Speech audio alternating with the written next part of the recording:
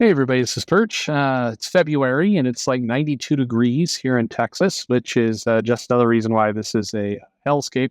No, look, I get that for some people, being abnormally hot like all the time is a good idea, but I am the opposite. I would like cold all the time. Anyway, there you go. So let's read this mail here. I'm just bitching for no apparent reason, but February. February shouldn't be 92 degrees. I mean, I get it. You're in Texas. It's going to be that way.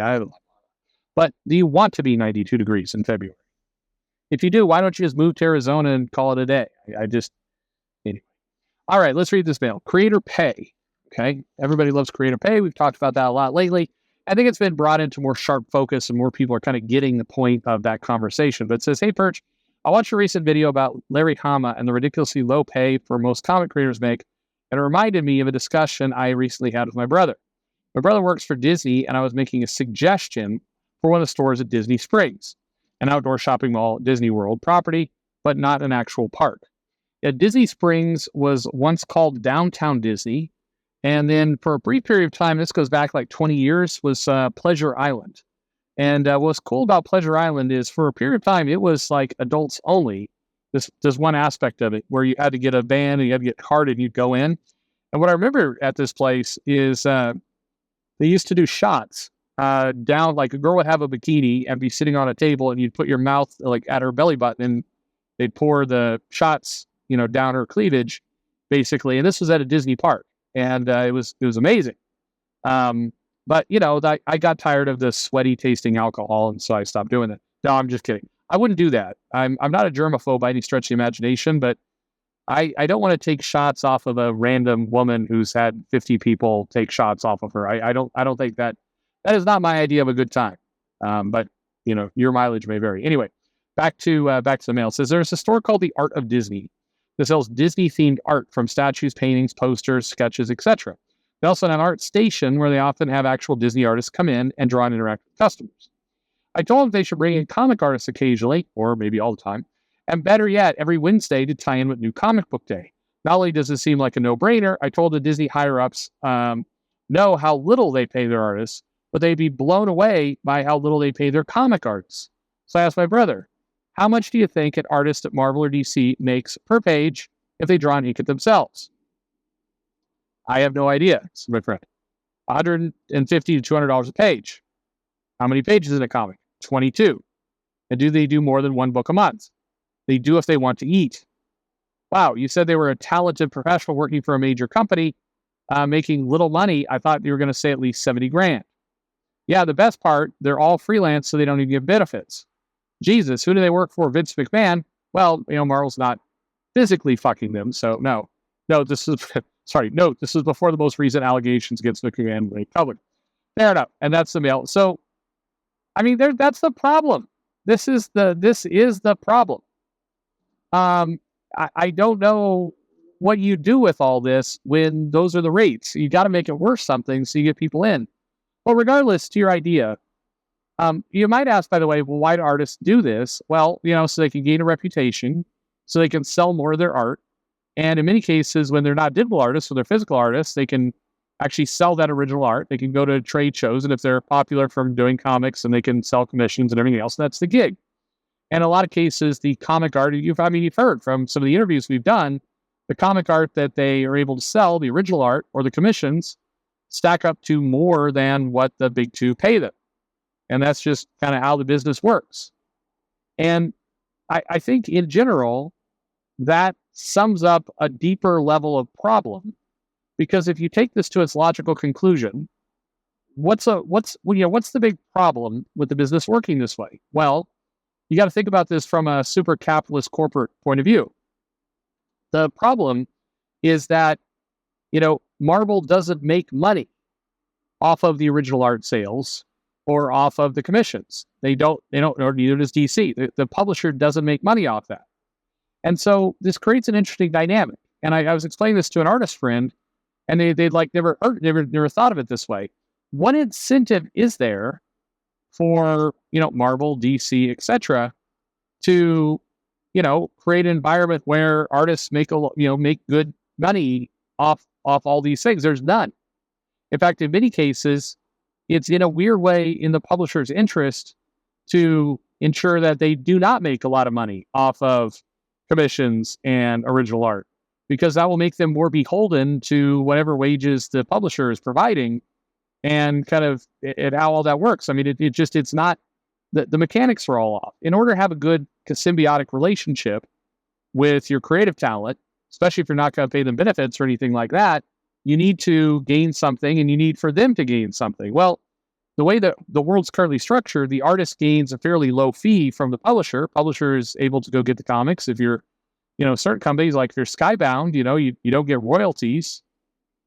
So you're really kind of, and trust me, Marvel and DC would happily do away with that policy if they thought they could get away with it. But, the incentive isn't there to really promote this work. The incentive is really there to find kind of cheap overseas artists where you can, and then keep people to like 6 months, 12-month contracts, and then, milk and rinse and repeat. And if you get a really popular artist, somebody who really sells books, your incentive is to kind of get them onto covers, one, to kind of fulfill the variant cover scheme that you've completely embraced, but also you have a different problem in that it's better to do that rather than keep them on interiors, because you don't want them to get a bigger and bigger name and then eventually have a lot of leverage over you. I mean, that's all the mechanics are built to actually make this bad / dangerous for the artists. It's an unhealthy situation that you quickly get into. And for the artists, you have every incentive to, promote your commissions, to try and get popular via, it's the other work outside of the big two, because otherwise, you won't be able to feed yourself, and it's just going to be, you're on a brutal grind. And so that's not good. So this is the kind of the back and forth that you're really trapped in. Now, leaving all that aside, because there is a fundamental problem where, you need the motivation to be there. If you're Disney and Disney Springs, and I think here you want to take some inspiration from the stores in Japan, where they have the Marvel pop-up stores and in Narita and other places, and you need to go all in on selling the original art. Not only does it make you look more creative as a company, but it will basically give your artists a marketplace in which to sell their work. And if you're Disney, you could say, we'll take 10%. And now some artists won't want to go with that. They'll want to vend themselves. But for others, it's basically Disney saying, hey, we have this hugely trafficked place where you're getting, hundreds of thousands of people passing through this venue every day. And so if you could, have, Mark Bagley show up and just draw sketch commissions, and, he keeps half, you keep half, but, or less, if you're a good citizen, but who's expecting that?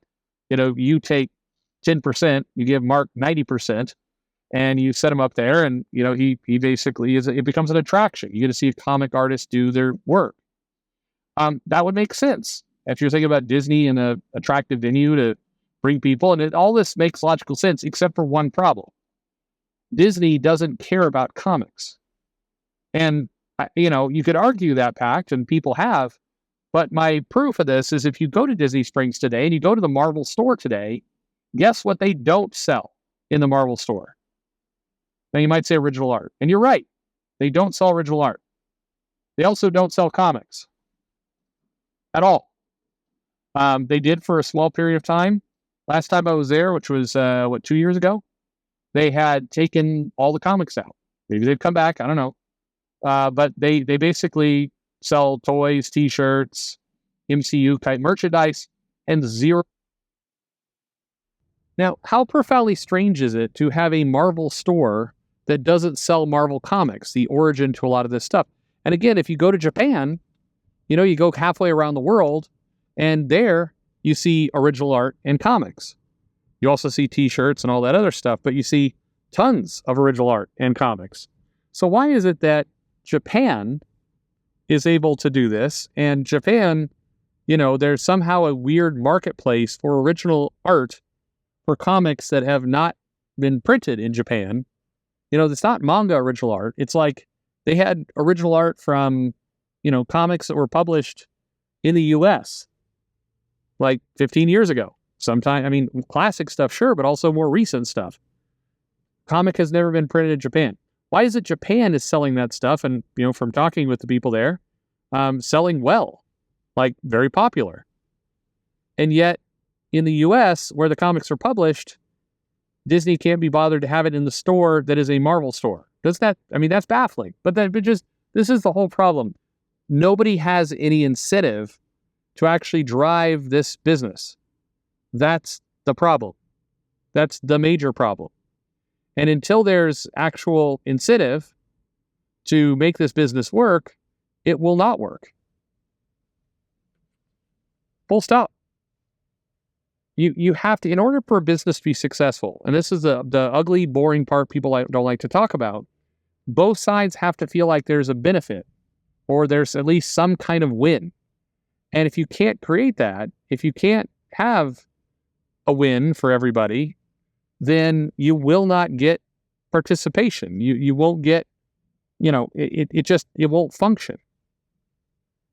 So you have to set it up where there's a win for both parties, and failing that, the end. So that's your little speech about this stuff. Anyway, let me know what you think. It's screwed up. I still find the fact that the Marvel store in Disney Springs sells 0 comics, let alone original art or anything else, and the fact that the model exists. Like you said, this Art of Disney store exists. They will hire animators to come in and do this. It's not like they don't know what to do here. It's not like Disney has never thought of this idea. They do. They've got artists drawing characters in cartoons that are completely CGI with no hand-drawn animation, and yet they're doing that. But with comics, not gonna bother. That to me is the absolute biggest sign that things are effed up. Thanks for listening.